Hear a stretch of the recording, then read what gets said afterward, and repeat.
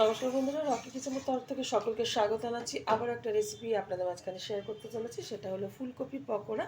তাহলে চলুন দেখে নেওয়া যাক আজকের রেসিপি। ওভেনে একটা কড়াই বসিয়ে তাতে দিয়ে দিয়েছি কিছুটা পরিমাণে জল। জলের মধ্যে দিয়ে দিলাম খুব অল্প পরিমাণে একটু লবণ। এখন দিয়ে দেবো কেটে রাখা ফুলকপি, ভালো করে ধুয়ে পরিষ্কার করে নিয়েছি। হালকা একটু জলে ভাপিয়ে নেব, যাতে যদি কোনো পোকা টোকা থাকে সেটা এই লবণ জলে ফুটিয়ে নিলে বেরিয়ে যাবে। তো সেই কারণে হালকাভাবে একটু ফুটিয়ে তারপরে আমি জলটা ঝরিয়ে নেব। খুব বেশি ফোটাবো না, তাহলে কিন্তু কপিটা গলে যাবে। ফুলকপিগুলো হালকাভাবে সিদ্ধ করে নিয়েছি। আর এখন পকোড়াটা বানাতে যে যে উপকরণগুলো লাগবে সেটা আপনাদের মাঝখানে শেয়ার করছি। আজকে কিন্তু একটু নতুন স্টাইলে আমি ফুলকপির পকোড়াগুলো বানাবো।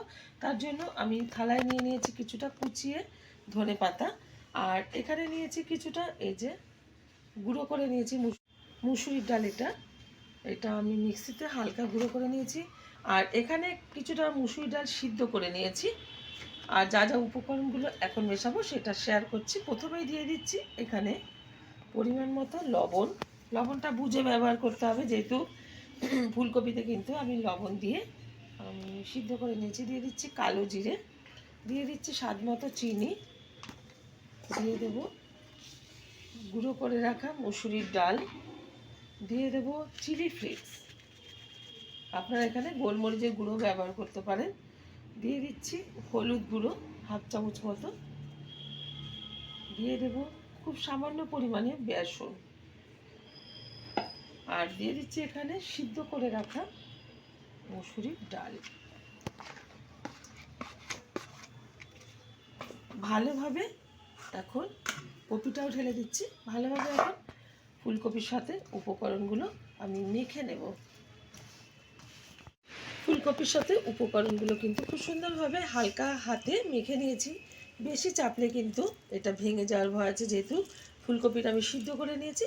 এখন আমি পকোড়াগুলো ভেজে নেব। ফুলকপির পকোড়াগুলো ভাজার জন্য আমি ওভেনে কড়াই বসিয়ে তাতে দিয়ে দিয়েছি বেশ কিছুটা পরিমাণে সাদা তেল। তেলটা গরম হয়ে গেছে, তেলের মধ্যে আস্তে আস্তে করে পকোড়াগুলো ছেড়ে ভেজে নিচ্ছি। আমার এই রেসিপি যদি আপনাদের ভালো লেগে থাকে, আপনারা অবশ্যই আমার চ্যানেলটিকে সাবস্ক্রাইব করবেন, লাইক করবেন, শেয়ার করবেন।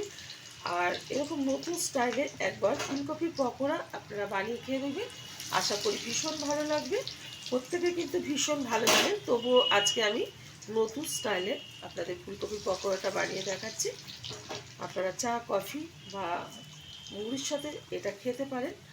প্রত্যেকটাই দিয়ে দিচ্ছি। পকোড়াগুলো হালকাভাবে একটু খুন্তির মাধ্যমে উল্টে দিচ্ছি।